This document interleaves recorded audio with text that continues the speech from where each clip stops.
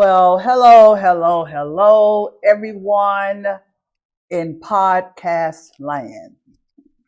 This is Essence Evolve, and welcome to Finding You Inside of You, the journey of going within for yourself to find out who you were not, but who you are.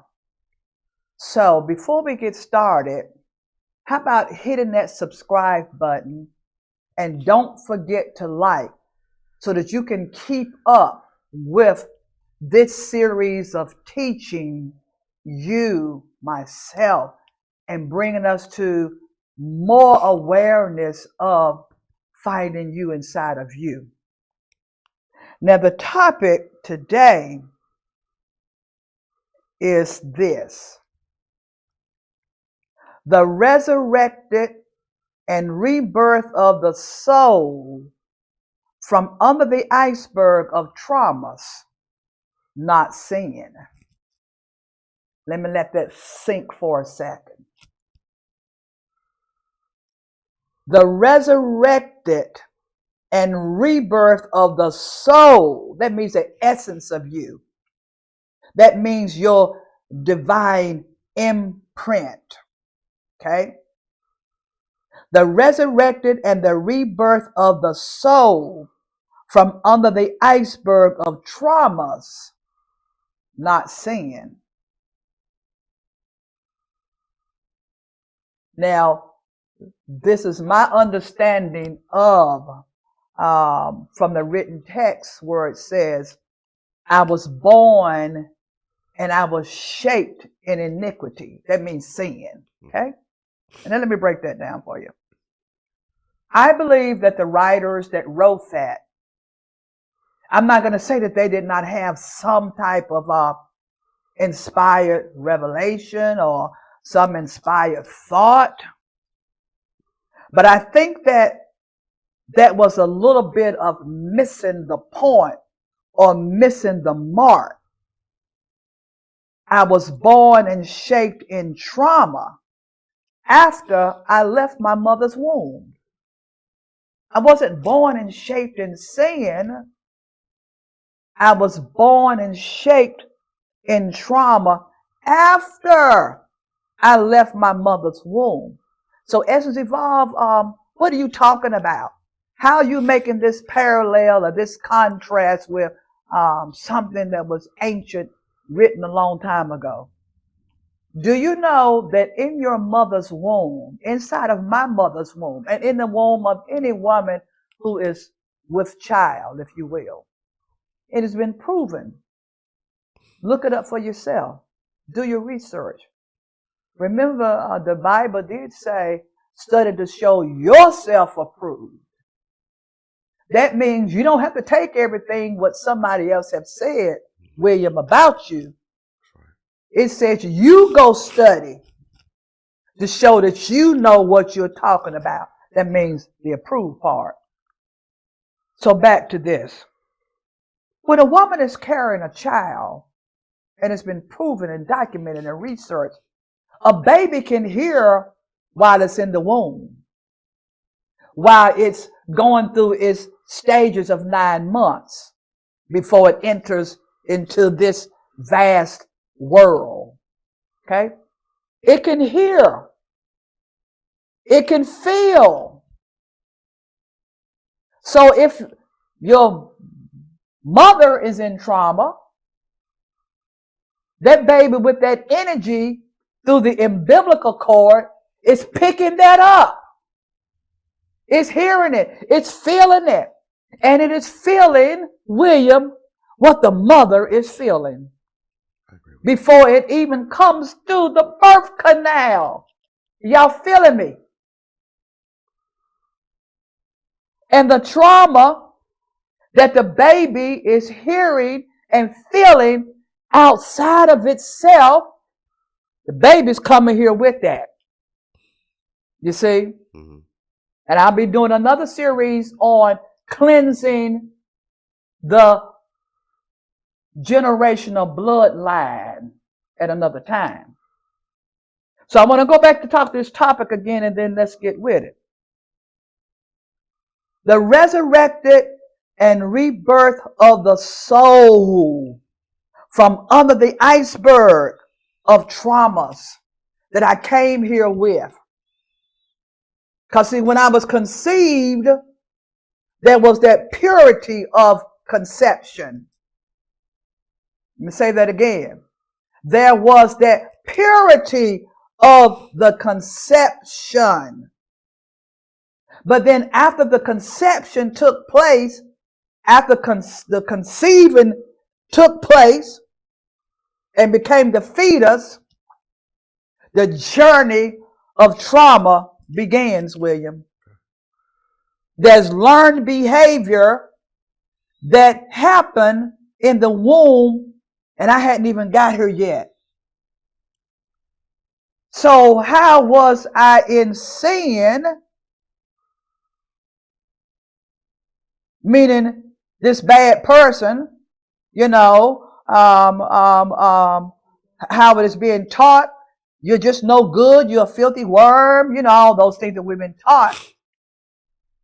I'm just saying, let's look at this through taking it a deeper dive and understanding something about trauma that I came here with. And I'm going to hold up this iceberg here.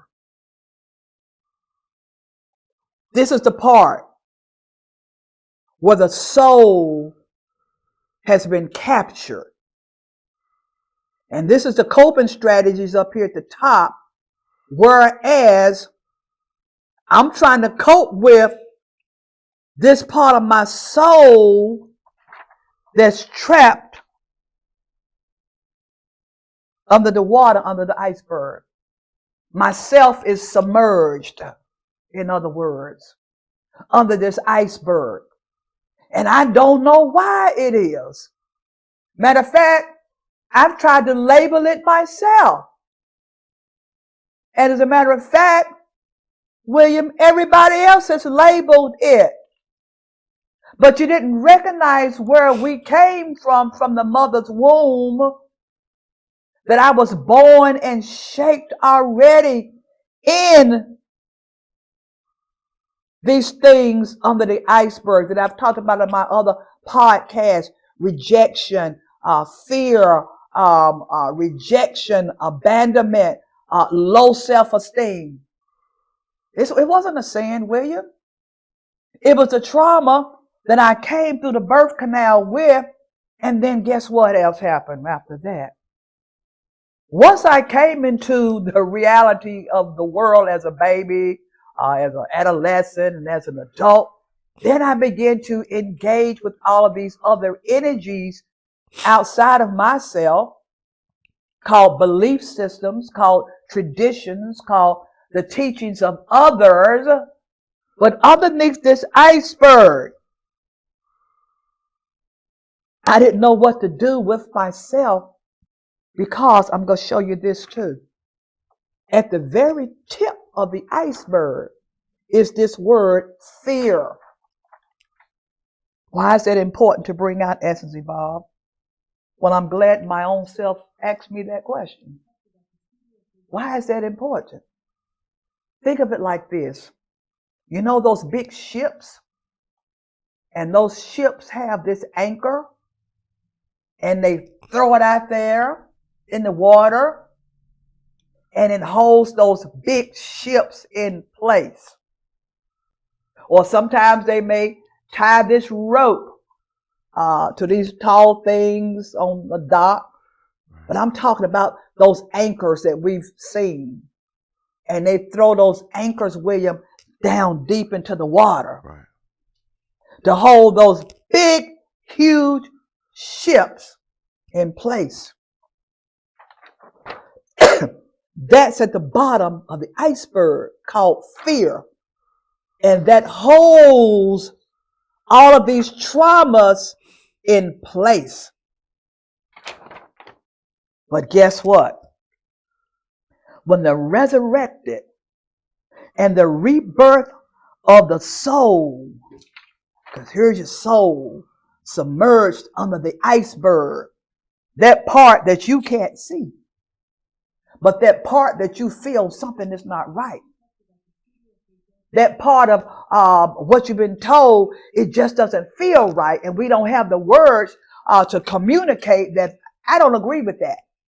Because, and what has happened is we've learned to cope with, we've learned cognitive dissonance, which means is that I know that this is a white sheet of paper, but because I have been so conditioned and programmed, well, it's not all that white. It's just a little bit white. This is a white piece of paper. So get it back to my point. When you begin to deal with the fear called the anchor, you cast aside everything that's not the truth. And you begin to question it.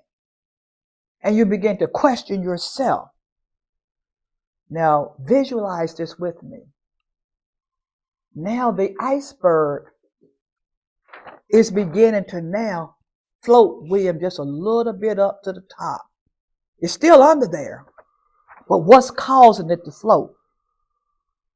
There's a shedding of the old skin.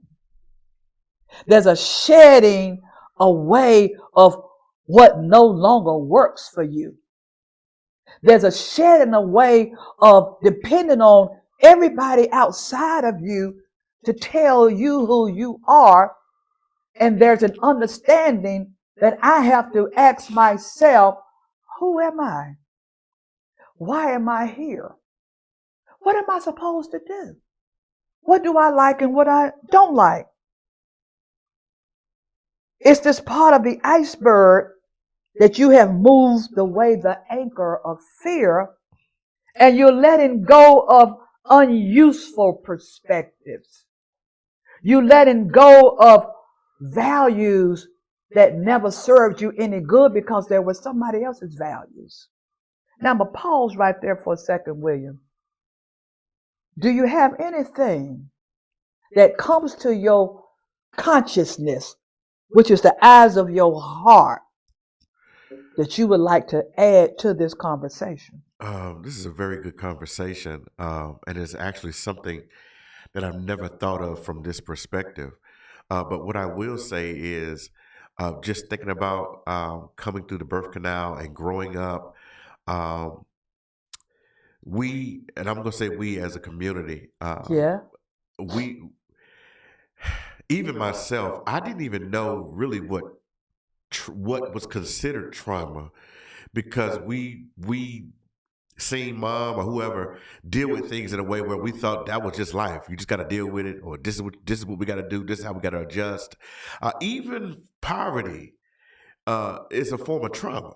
Yes, sir. Having to scrape and and live from day to day and not understanding financially how to take care of things, or low income. We just figure, well, we do this, we find ways of coping, but it's trauma, and so it damages how you think, it damages how you perform, it damages even your self-esteem, because we're taught that you just have to deal with this the cards that you dealt, deal with it, ask the Lord to help you, things like that, to make the trauma seem like it's just everybody's problem. And then when you grow up, you get into different areas of life, you find out, hey, well, this is another person that's considered a part of my community that's never lived this way. Yes, sir. This is another person that educated, got a great job in my community, that's not living the way I live. So why is it that we have such totally different mindsets when it comes to what we eat, what we think, how we dress, and then we go back to those things that you said, like from the very beginning. What have I dealt with or learned to deal with that was trauma that we called it something else? That's right. And I like how you brought out the part about poverty, because I did that podcast several podcasts back. That is a part of this new series. Remember, we talked about generational, how which is a part of the bloodline, the generational, how my family lives in poverty, my relatives live in poverty, my mother's mother's mother's or father's father's father. And so you brought out a very good point, is that perspective that this is just the way it is. Right. Who told you to believe that? Right. That's a learned behavior. But what you're saying, that is a part of being stuck under your own iceberg. Right. And whose responsibility is that to fix that? It is your own. Yes. It is your own choice. And some people may say, but you know, Essence Evolve, we live in a society that if you're a black person, it's just hard to get out of poverty. Essence Evolve, if you are a black person, don't you recognize that there is systemic racism all around? Mm-hmm. Guess what? You're right. But what does that have, William, to do with me? Right. What does it have to do with me? Weren't we told to work out your own salvation? That means save yourself. You work it out. You study to show yourself approved. I don't have to follow the same values, priorities, traditions that no longer serves me. Right. I don't have to flounder around in childhood wounds. And yes, William, they are real. And when we begin to learn and find us inside of us, oh my gosh, that's a part of the anchor. Because a lot of times, William, and those that are listening, we don't want to deal with fear and ask myself, why am I still feeling rejected? So I go back and study to show myself approved. Where did this originate at? How did I develop this being rejected? Go back and trace it back. Why do I feel insecure? That's under the iceberg. Go back and trace it back. And everything that you trace back, in my research and in my understanding and in my belief, because I'm working out my own salvation, William, you can link it back to fear.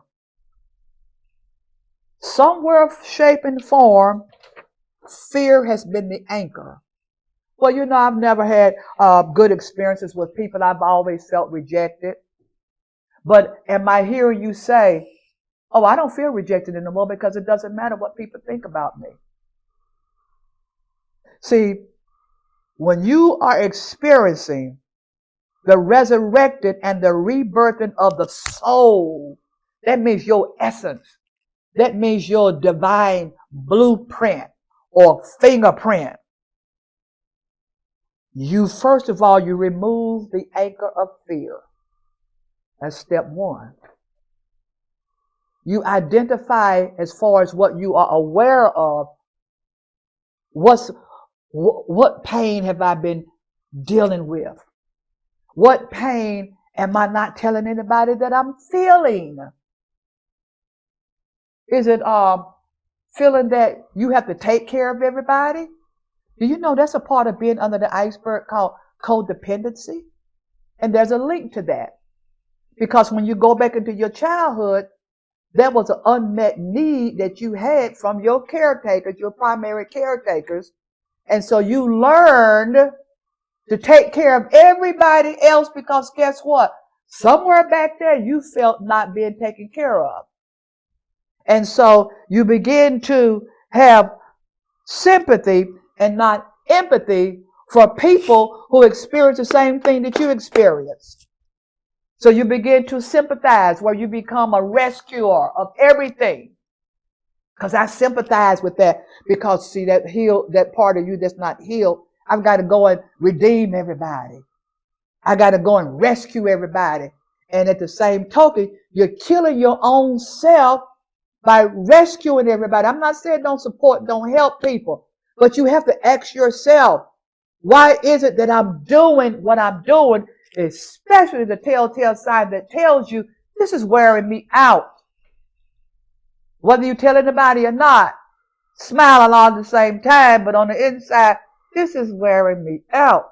I'm stressed. It's making me sick. I don't like doing this. See why you're smiling. Ask yourself, where did you develop that personality from? It comes from somewhere back in your childhood that your needs were not met. I'm going to leave that right there because we're going to continue this series, Finding You Inside of You. And now we're moving into the resurrection and the rebirth. And that rebirth is the new self called awareness, returning back to its original form, William. Old things have passed away.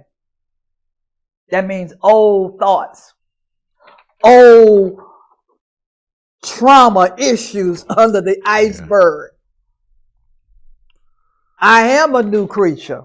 Yes, I am. And even as I'm floating on top to the top of this iceberg, I'm becoming a new creature every time I say I'm letting go of those perspectives that served me no more good. I'm letting go of everybody else's values, everybody else's opinions about me and my life. And now I'm making myself a priority. And I am finding peace within. And let me say this before I close this part. There is this saying that there is a peace, William, that passes all understanding. That means it passes even your own comprehension of your own comprehension. Right. Where you just say, I just can't explain why I'm just so daggum happy right now and I only have 5 cents. I can't explain why I'm at such peace right now and it seems like the world is going crazy. I don't know why I'm in such peace. That's the peace that passes all understanding. And when you are finding you inside of you and standing on your own square, that peace that passes all understanding, because there is a resurrection and a rebirth, meaning a renewal. You're returning back to your divine self. And things don't bother you like they used to. That is the peace that passes even my own understanding why I'm at peace. I don't understand it, but I know what I feel. And in conclusion, William, do you have anything that you want to add? Speak from the heart, because I know you do. Just in this closing, I'm just really excited about learning. I'm still dealing with that word trauma, and so I understand the many layers and the developments in that. Just learning that there are so many places that I can go once I let go of that anchor of fear, and so I'm just kind of pondering on that right now. Yeah, I feel you. Because fear has not only we've been introduced to trauma by fear, but fear has kept us in places of trauma where we just feel like it's safer to just stay here in this trauma place. Yeah. So I want to let go of the anchor, and so listening to what you're saying now, I'm ready to continue this series because I want to. And for everyone that's listening, I want you to let go of the anchor so that you can live life. You don't know what it feels like to live life outside of trauma. We've dealt with enough trauma. We know what this side feels like. And when I say other side, I don't mean dying and going to another place. I mean, like, we could have the abundance and the happiness Yes. here. So just being able to be on the other side of this trauma by letting go of the fear that has been attached to us. So I'm just excited about what we're talking about now, Yes, sir. helping us go forward outside of trauma. Yes.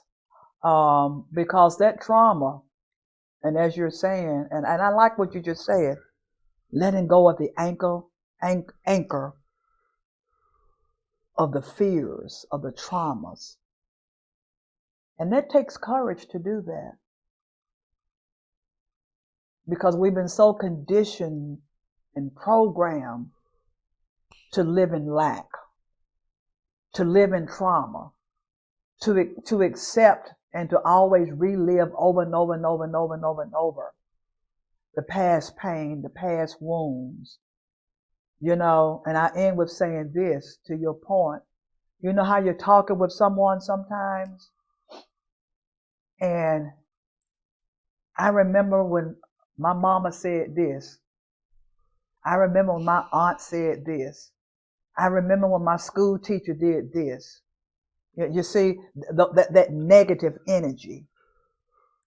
If you have to keep talking like that, it is your divine self telling you that's something that you need to fix. Yeah. Because, see, the memories of our past, it's going to stay in your subconscious mind.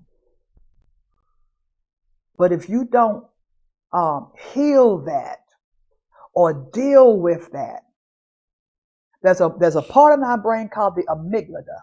And you can look it up. Anything I'm saying, you can look it up. That holds the memories.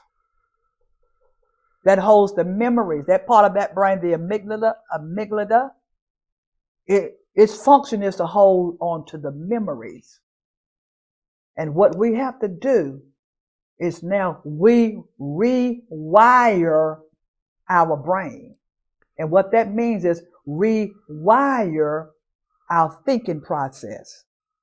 Rewire, which is that resurrected and the rebirth of the soul. Now, finding me inside of me, I'm writing a new chapter. Because guess what? I get to write my own story. And I will conclude with saying this. Find you inside of you for yourself. Go deep within the doors. And as William said, let go of the anchor.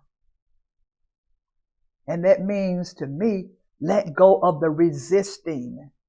Deal with your shadow self. Deal with that part of you that you know is not cool.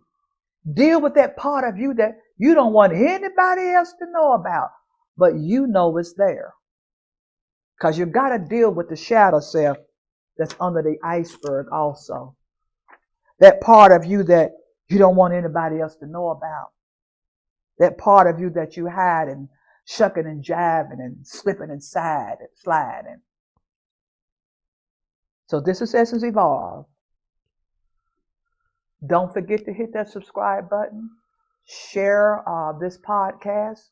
And don't forget to like. And until the next time, your life to live is your choice. How you rewrite your story.